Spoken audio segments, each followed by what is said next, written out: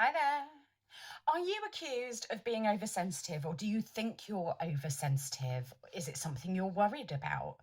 Do you think it's a bad thing, or have you been told it's a bad thing? I really want to hear your experiences. Get involved in the comments because I think you'll find this is more common than other people make it seem. So, the first thing I want to do is get to the point. No, it's not a bad thing. Doesn't make you a soft or hysterical person. It doesn't make you less than. It doesn't. Um, the patriarchy has ruined everything for everyone because women who are oversensitive get labeled as hysterical and over emotional and unprofessional. Men who are oversensitive get labeled as emasculine, feminine, or soft and get told to toughen up. So, I want you to know that this doesn't make you a bad person. Stay around because I'm going to explain it and hopefully give you some tips to helping yourself with this. If you're here, it's because someone has told you you are being sensitive or oversensitive. That word gets, or those words get thrown around an awful lot, and it feels like an insult. It feels like we're being told that we are less than because we are sensitive. There are, at a very basic level, two types of sensitive people. People who it's brain chemistry and genetics. It's a natural thing. We have always been that way. And then there are people who have learned that behavior. And it's because the people around us have taught us to respond in a certain way. They are getting the desired effect from our reaction to criticism and feedback. Now, the second type of people, that's training. We have been trained to make those links in our brain. Those neural pathways have been made over a period of time because someone has taught us, whether that's as a child, as a teenager, or even as an adult or later on in life. If you feel that you have become more sensitive as you've got older, it is because someone around us has trained us that that's the response they want. They are looking to upset you. Neither of these things are bad. They are either completely genetic and out of our control, or it is a defense mechanism. The reason we have accepted that training is because somehow it has made us safer in that aspect of our life. The problem is, for both of these very basic types, is it can get in our way. It means we can overthink. We can read too much into what someone else has said. So if you've been trained, if one person in our life has trained us to give them that reaction, and someone else gives us a bit of feedback that is meant genuinely, that is there to help us, our body, our physiology reacts to that in the way that we've been trained to. And it means that any kind of feedback can be really distressing. So what can we do about this? What can we do to help ourselves in those moments? Well, the first thing is to recognize that we're having a physiological reaction. If it makes us a bit weepy, if it makes us a little bit anxious, if it makes us angry, that is a physiological reaction. Recognize that and take a step back. Now, this is easier said than done. It's something that even when you can recognize those moments, it can be really difficult to take that step back. So we need to train ourselves to say, hang on a minute. I need to think about this feedback. I need to take some time with this, and say that to yourself as well as the other person. Ask for a little bit of time. Most reasonable people if they can, will give you that time. It may be difficult for them because it's heat of the moment or it feels urgent to them. If it's a work-related thing, that can be harder, and we need to say, okay, I will take that on board and then go away and think about it. But what we need to do is take a step back, let all of those horrible chemicals, those sad, unhappy, adrenaline-filled chemicals dissipate. Find somewhere quiet to be, go back to your desk, go and sit away from those people, take a moment and take some regular breaths.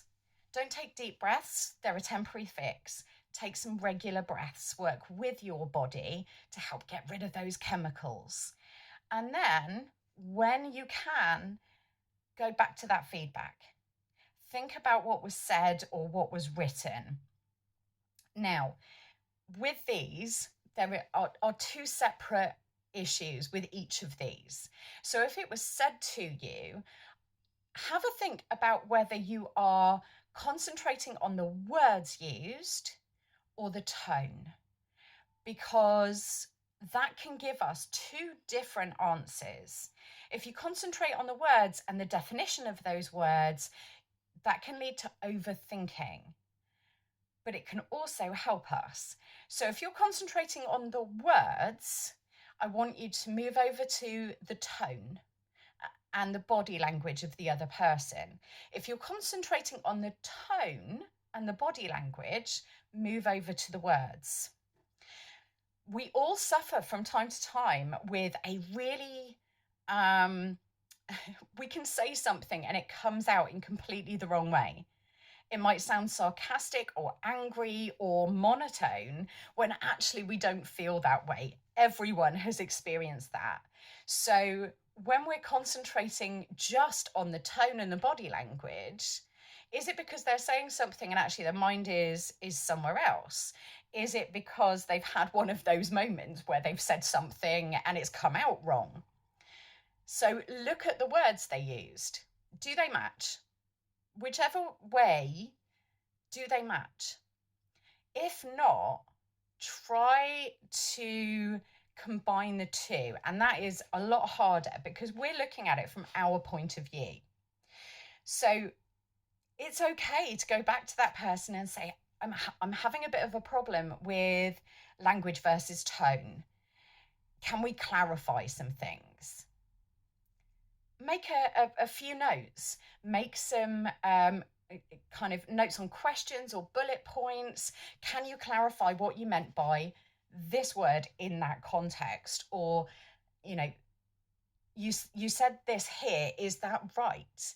Because again, when we start getting an emotional response from something, we get distracted by our emotions and we're not necessarily taking in the full context of the next thing that's being said. So you've got to look at the whole. Have compassion for yourself and the other person with the whole of that conversation. If it's the written word, again, we've got a tone and a wordage issue. There's often a disconnect.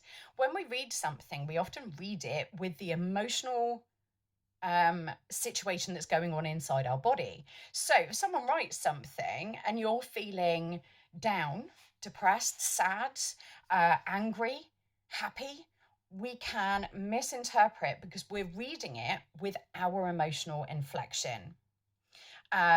There's a really great skit by